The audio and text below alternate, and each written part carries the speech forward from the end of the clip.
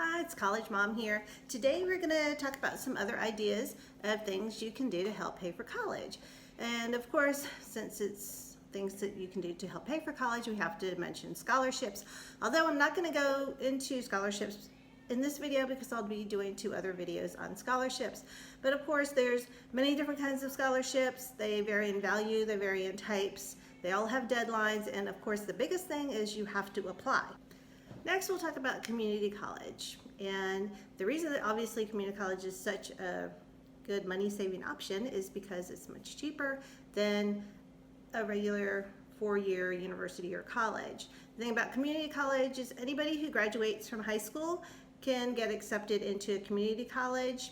Even if they didn't take an SAT or an ACT, they can still get into community college. They will, depending on the score, or if they did take that, may have to take some other kind of aptitude type testing to see what level they're at. Make sure that they can take a college level class. If they don't have a high enough score, sometimes they might have to take another class before they can take the college level class. And those classes actually don't give them any credit, and they do actually have to pay for those. But the good thing is they will get into community college. And money-wise, of course, 1, it is cheaper. But 2, say your student wasn't huge in academics, or maybe they were huge in academics, but there is transfer merit aid. Usually it's not as big as right out of high school merit aid, but most schools will have some kind of transfer merit aid. Also, there are honor societies that students who do well in community college can join, and those will have scholarships available. And then also, if they have a good GPA when they're in community college, then when they go to another college or university, then they can apply for those scholarships or other online scholarships, but now they have a much better GPA to work with and a much better chance of getting scholarships. One last thing to remember when you're thinking about community college is when the student graduates, obviously it is not going to say anything about community college, not that that's a bad thing, but it's just going to say where they graduated from. So it's going to say 2 years in community college or 1 year in community college and graduated from whatever school. It's just going to have the name of that school.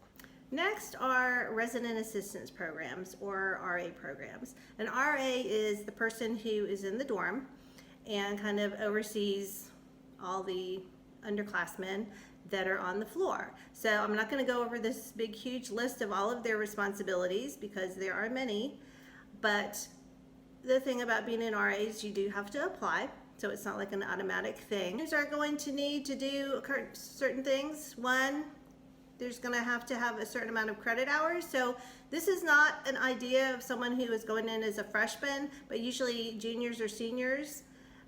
Depending on the school, maybe a sophomore, but usually it's a junior or senior.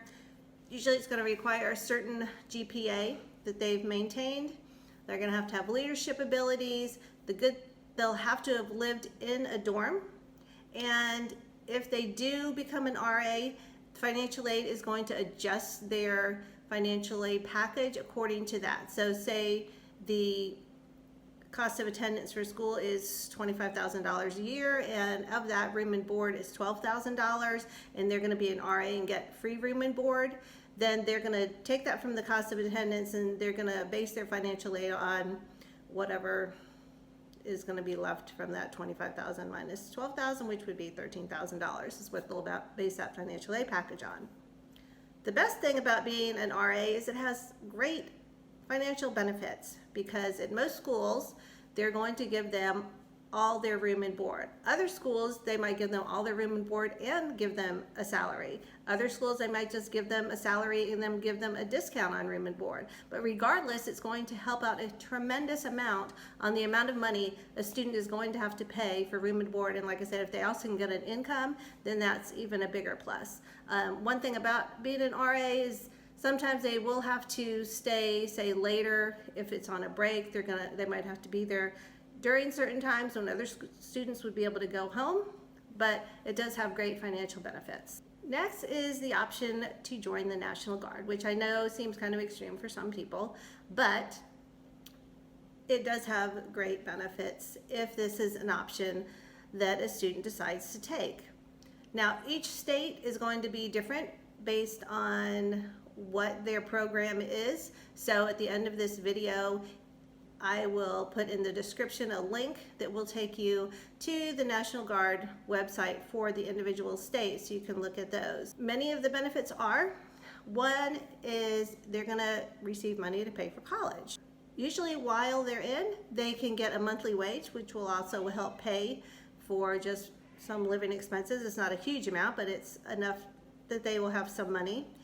Also, if they score certain points on the aptitude test, they might get a sign-in bonus. And another big benefit is military insurance, which for some students it doesn't really matter if they're in school and they're still on a parent insurance, but once they get out of school and say they decided to go into business by themselves, or they were a contractor and they need insurance, they could still benefit from military insurance and get that TRICARE insurance because they were enlisted. The thing about also joining is they have to go through basic training. So basic training can last anywhere from 4 weeks to 16 weeks, I guess, depending on what state it is, and they have to commit to doing a certain amount of time. Usually it's 2 weekends a year and 1 week.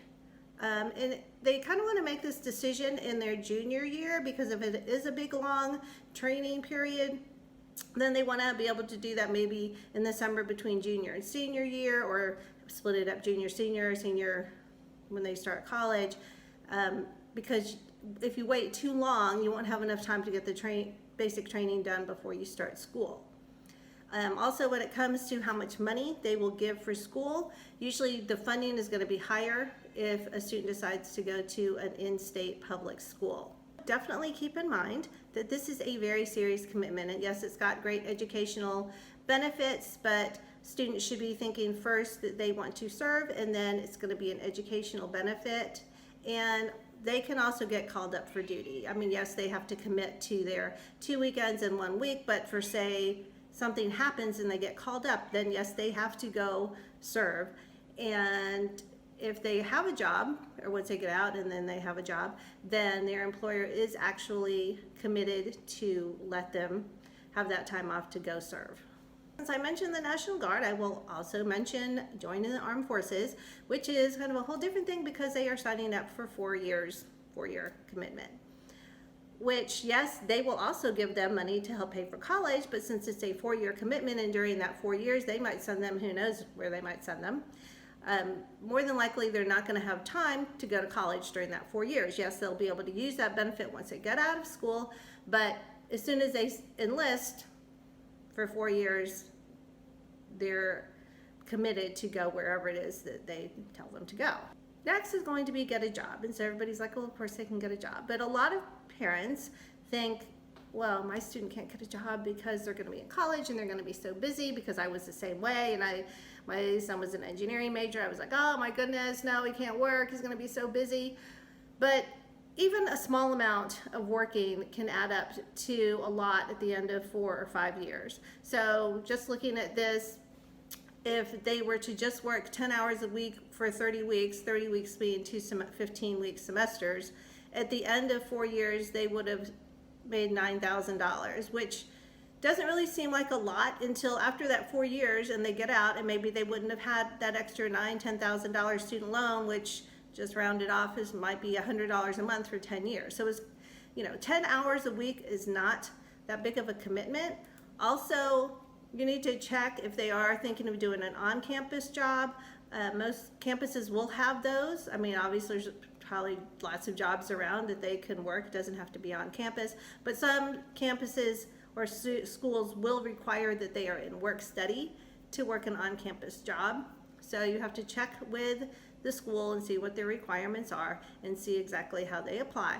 But like I said, don't be afraid to have your student work just a few hours, because they might moan and groan about it for those 4 years, but they'll probably be happy that they did it for the 10 years after they get out of school, and they don't have to have that extra student loan if they didn't have to take out any extra money. Next is another kind of given, and that is choose the less expensive school. Of course you can choose the less expensive school, and it's kind of a given, but a lot of people, I don't know, I mean, you get kind of caught up, and your student maybe applies to a school they didn't really think they were going to get into. They get in, they're excited, you're excited, and you're just like, okay, go ahead and go. And then in the long run it's just a much more expensive school and they're taking out a lot of extra loans when they could have just gone to a less expensive school. Now this is a chart, it just gives a comparison of tuition rates. Obviously community colleges are the cheapest, private colleges are the most expensive, public out-of-state colleges are next, and public and state are going to be somewhere in the middle. A lot of difference can also be, like we talked about, nest price calculators. If you qualify for like a state grant, obviously it's going to be a lot cheaper for you to go in-state, whether it's a public or a private school. So you really need to think about, is it worth that extra money that you're going to spend to have the child go to school for 4 years at this other school? Because like I just said, school is 2 15-week semesters. So for one thing, they're going to be home during winter, they're going to be home during summer.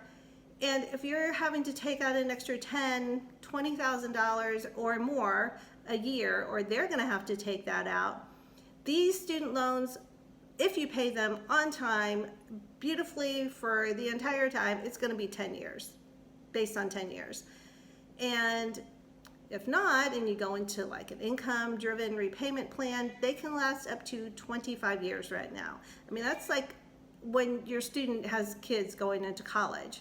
So really think hard, because I have found two different frames of mind that parents and students have when they take out excessive amounts of student loans. One is that they're going to get out and they're going to make so much money that who cares how much they take out in student loans? They're just going to pay them off in a year. Well, the average student doesn't even get a job for like 6 months when they get out of school, and then when they get out, they're making maybe $55,000 a year if they're on the average. And that on top of living and everything else, you really don't want to have to be bogged down with a bunch of student loans. Also, the frame of mind is from parents, this is it. Once I pay for their college, they'll never need money again. Like, they're going to be on their own and everything's going to be great. Well, that might be so, and it might happen, but there's a lot of other things that they may need money for, or you might want to give them money for, like buying a house, getting married, they have kids. I mean, 10 years, a lot happens between the time they get out of college and 10 years after, and 25 years after. We won't even go into that. So just think long and hard before picking a school that is so much more expensive, because they think it's like their dream, they have to go to college, because they might be just as happy at the other college and save themselves $40,000 or more dollars at the end of the road. So next time we are going to talk about these student loans, and I'll have a student loan calculator in there, and you can put in how much you're thinking of borrowing, how much, and it'll come up with how much interest you're going to end up paying, and how much is going to be paid at the end of the term, the difference between like a Stafford loan, an unsubsidized loan, a Parent Plus loan, look at some private loans, and look at the different interest rates and what that makes, how much of a difference that makes. Until next time, please give me a thumbs up. Please subscribe, and I'll see you next time. Bye.